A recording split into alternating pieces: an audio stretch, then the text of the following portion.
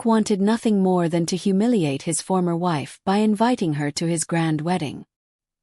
He imagined she would show up looking miserable, broken, and ashamed.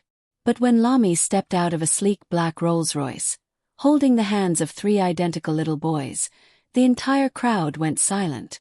The woman he once mocked and called barren was now a mother of triplets. And that was only the beginning.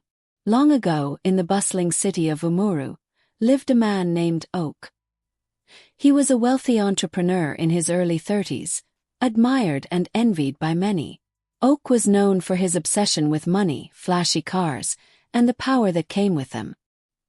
He dressed in designer suits, drove the latest models, and carried himself with an air so arrogant it seemed the ground itself wasn't worthy of his shoes. Respect wasn't just something he wanted, it was something he demanded. Yet, behind the tall fences of his mansion and the shine of his gold wristwatch, there was a wound that tormented him daily. His wife Ada had no children. Ada was a gentle soul, graceful and soft-spoken. Her beauty was natural. Smooth bronze skin, delicate features, and kind eyes that often held quiet sorrow. She had married Oak for love, not his fortune. For 7 long years, she remained loyal by his side. But those years turned into seasons of grief. Month after month, she waited for good news, but the answer was always the same: no child. But before we dive into what happens next, I'd love to know, where are you tuning in from today? Drop your country in the comment below and please like the video. Thank you. Now let's continue. One night, the storm between them finally erupted. The house was wrapped in silence, heavy with unspoken words. Ada sat at the edge of their bed, her fingers intertwined tightly, as if holding herself together. Oak barged in, his shirt collar undone, his tie hanging loose, his face darkened with frustration. He threw his car keys onto the dresser, his voice cutting through the air. 7 years, Ada, he barked. 7 wasted years and still no child. Do you want me to die without an heir? Ada lifted her gaze slowly, her voice shaking but steady enough to be heard. Oak, I've tried, we've tried. It's not something I can control. Maybe we should see another doctor. Maybe there's still a chance. Chance? Oak sneered, letting out a hollow laugh. That's the lie you've been feeding yourself. I'm done waiting on chances. Every day my mother calls, asking why you failed to give me a son. My friends whisper behind my back, mocking me. Do you know the shame I endure every day as a man with no child? Oak roared, his chest rising and falling with fury. You have turned me into a laughingstock. Ada's eyes brimmed with tears, her voice trembling as she pleaded. Please, Oak, don't speak that way. I am your wife. We swore before God to stay together, for better or for worse. Why do you treat me as though I am nothing to you? His voice rose even higher, shaking the walls. Because that is what you are to me now, nothing. Tell me, what is a woman worth if she cannot bring forth a child? You eat the food I provide, wear the clothes I buy, ride in my cars, yet you cannot give me one son to carry on my name. Ada, you are a curse in my life. Her lips quivered as she tried to hold herself together. Don't call me that, she whispered. I have prayed endlessly, cried until my eyes ran dry. Every night I go before God begging Him to bless us with a child. Do you think I enjoy this emptiness? Do you think I do not feel the pain of it? I suffer too, Oak. But he turned away, pacing the room like a restless lion. His anger burned hotter with every word. Enough with your tears. I'm done waiting. I will not let you waste my life any longer. Tomorrow I will speak to my lawyer. This marriage is over. Ada gasped, clutching her chest as if his words had struck her with a blade. Divorce. You would cast me aside after everything we've been through. After I stood with you when you had nothing. After I left my family to be with you. Oak, have you forgotten the love we once shared? Oak swung back toward her, his eyes as cold as stone. Love cannot give me sons. Love cannot silence my mother's insults or my friends' laughter. She was right all along. I should have left you years ago. I need a woman who can fill my house with children, not one who leaves it silent and empty. By tomorrow, Ada, I want you out of my home." Her legs buckled, and she collapsed to the floor, clutching at the hem of his trousers, her sobs shaking her whole body. "Please, Oak. Don't do this. Give me more time. Give us more time. God can still answer us." But he jerked his leg away from her touch as though it burned him. "God has nothing to do with this. You are the problem and I am finished. You will leave, and that is the end of it." His voice thundered through the walls, echoing into every corner of the mansion. The maids outside exchanged anxious whispers, but none dared to step inside. Ada's cries filled the room, heavy and raw, as she tried one last desperate time. "Oak," she sobbed, lifting her tear-stained face to him. "Look into my eyes. See the woman who cooked your meals, washed your clothes, prayed for your life when sickness nearly took you. Do I truly mean nothing to you? I have given you everything within me, Oak. Please don't cast me aside like garbage," Ada pleaded, her voice breaking. But his heart was like stone. Without hesitation, he picked up his phone and dialed a number right before her eyes. "Yes, Barrister Okafor," he said coldly. "Prepare the documents. I want the divorce finalized immediately. She will be gone by tomorrow." Ada's body froze, her mouth slightly open as she stared at him in disbelief. You already called your lawyer. You had this planned." "Oak, how could you?" His reply cut like a blade. "Ada, you are a weight on my neck. I am cutting myself free. If you value yourself at all, pack your belongings tonight. By morning I don't want you here." Her legs felt weak, but she forced herself upright.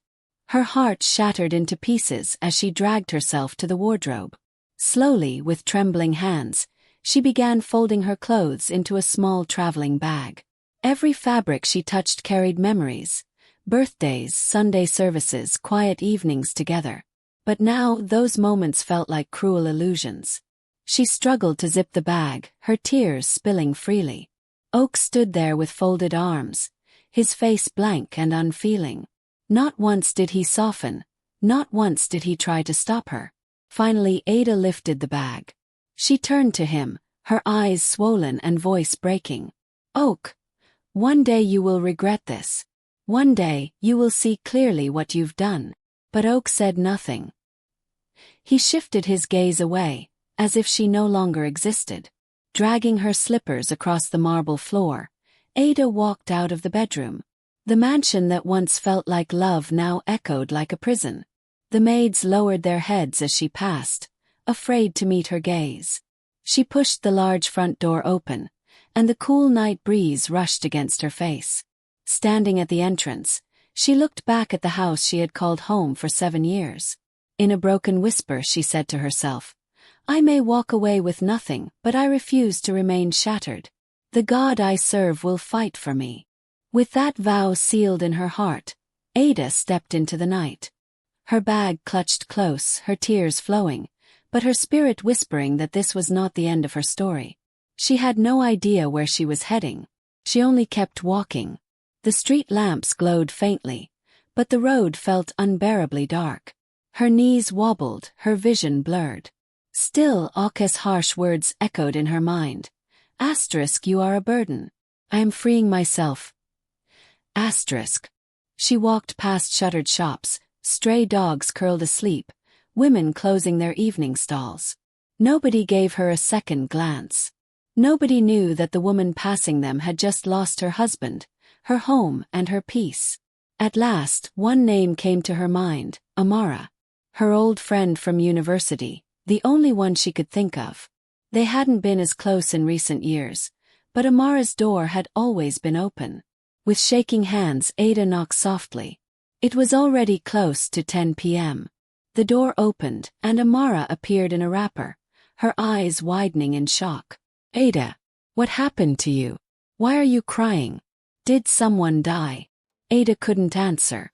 She collapsed into her friend's arms, weeping uncontrollably. Come inside," Amara urged, pulling her gently into the small flat. She sat her down on a chair and closed the door behind them, her face filled with worry. "Talk to me, Ada," Amara urged softly. "What really happened?" With a broken whisper, Ada replied.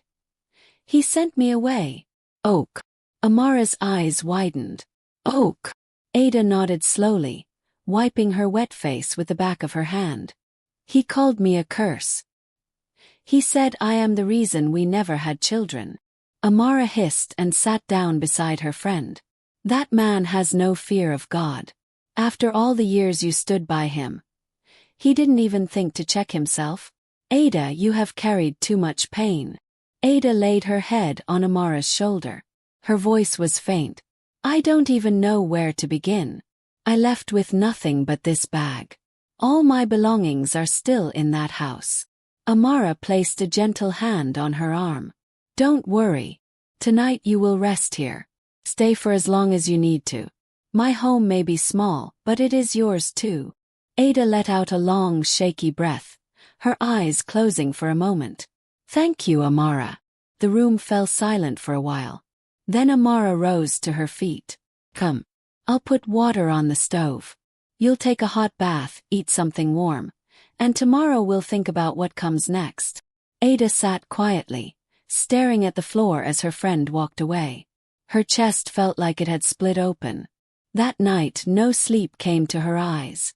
Even in a soft bed with silence all around, her mind kept replaying the moment Oak turned his face from her as though she were a stranger.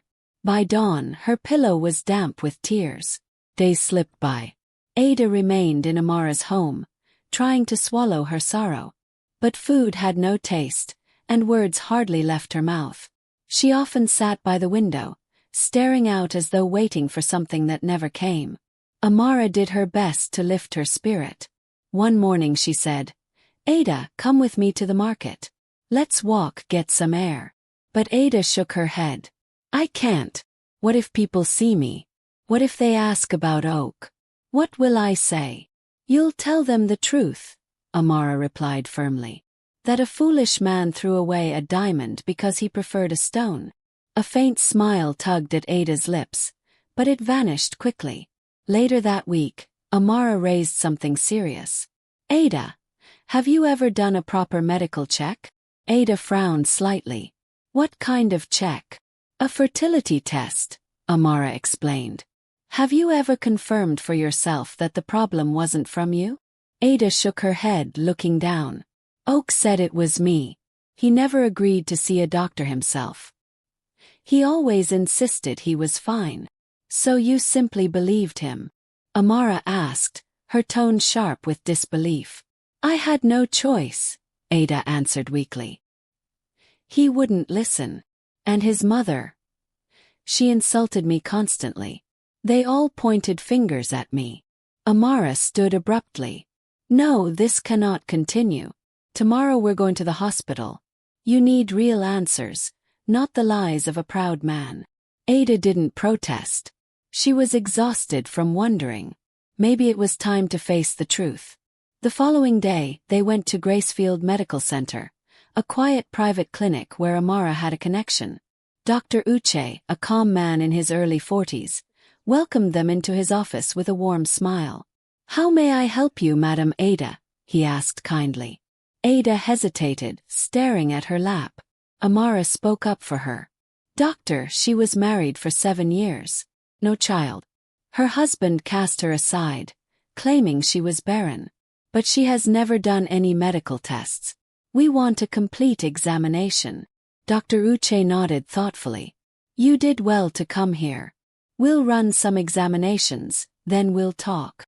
The rest of the day was filled with tests, blood samples, scans, hormone checks. Ada's heart pounded through it all. What if Oak had been right?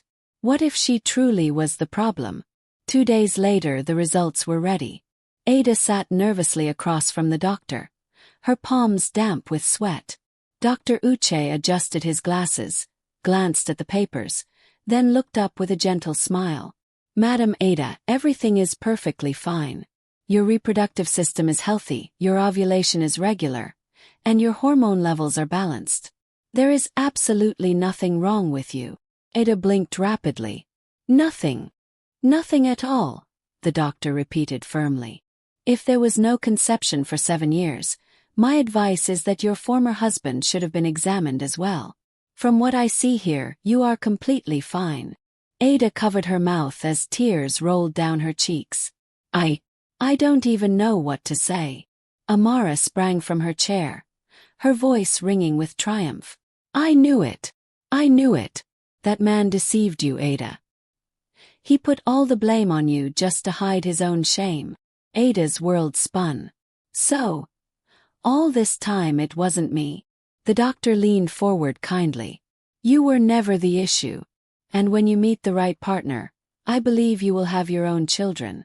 Don't allow the past to steal your peace. They thanked him and walked out. Outside the hospital, Ada sank onto a bench, trembling under the weight of the truth. All these years, she whispered. I begged God, I wept every night, I hated myself, and I was never the one at fault. Amara sat close, holding her hand firmly. Oak will reap what he sowed. One day he will look at you and realize he threw away the best thing in his life. Ada lifted her gaze to the sky. Maybe this is the beginning of my healing. The weeks that followed were different. Ada began assisting Amara with her tailoring work. Though her smile hadn't fully returned, she no longer looked like a woman drowning in grief. She started waking up early again, eating small meals, and even letting out soft laughter once in a while. One evening she turned to her friend. Amara, I want to start something of my own. Perhaps a small food business. Cooking has always been my joy. Amara's face lit up. That's it. That's the spirit. We'll make it happen. They converted Amara's little veranda into a food stall. Every morning Ada cooked rice, beans, moi and steaming soups. By 7 o'clock, office workers were already queuing for her meals. Slowly, people in the neighborhood began to recognize her again, not as the woman Oak abandoned, but as the woman whose jollof was unmatched. One afternoon, a smiling customer said, Madam, you look different these days. There's a glow about you. Ada returned a soft smile. Maybe I'm finally free. Yet, even in her newfound strength, the nights sometimes felt heavy. One evening, as she folded aprons, she turned to Amara and whispered, Do you think he ever truly loved me? Amara held her gaze. I think Oak only ever loved himself. That much I know. Ada nodded slowly. I just wish I hadn't wasted so many years. You didn't waste them, Amara said gently. Those years shaped you. They made you stronger. And one day, Ada, God will replace all you lost with far greater joy. Ada didn't respond, but deep within her, something stirred. A quiet flame had been lit. Months rolled into years, and Ada's little food stand grew into something far greater than she ever imagined. What began as a small veranda business became a popular canteen, then a thriving restaurant that people traveled across the city to visit. Her meals carried not only flavor but the strength of a woman who had endured pain and risen above it. One bright Saturday afternoon, the crowd at her restaurant buzzed as usual. Laughter, clinking spoons, and the aroma of fresh jollof filled the air. Ada stood at the counter, her apron neatly tied, when a black luxury car pulled up outside. The chatter fell to a hush as a tall, well-dressed man stepped out. Oak. He walked in slowly, his eyes scanning the busy restaurant filled with happy customers. His face was pale, his voice unsteady. Ada, he called.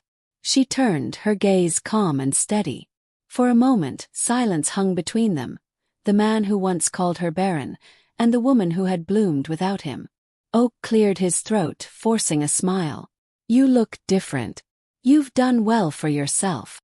Ada's lips curved into a faint smile. Yes, Oak.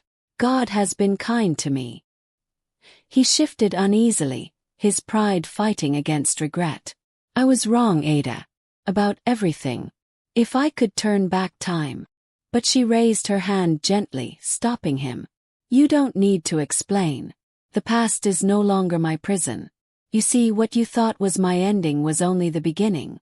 You let go of me, and God lifted me higher. Her words cut through him like a blade. He looked around at the bustling restaurant, the workers who called her Madam, the joy that surrounded her, and for the first time he understood the weight of what he had lost. Ada turned away, returning to serve a waiting customer. Her heart was no longer heavy, her tears no longer bitter.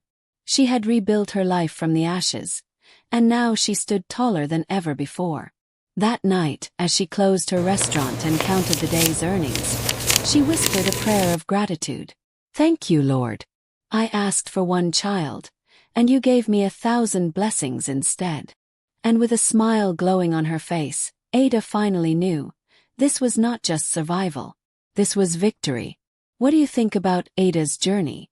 Do you believe true strength comes after pain? Drop your thoughts in the comments. I'd love to hear from you. And if this story touched your heart, please hit that subscribe button and share it with someone who needs encouragement today.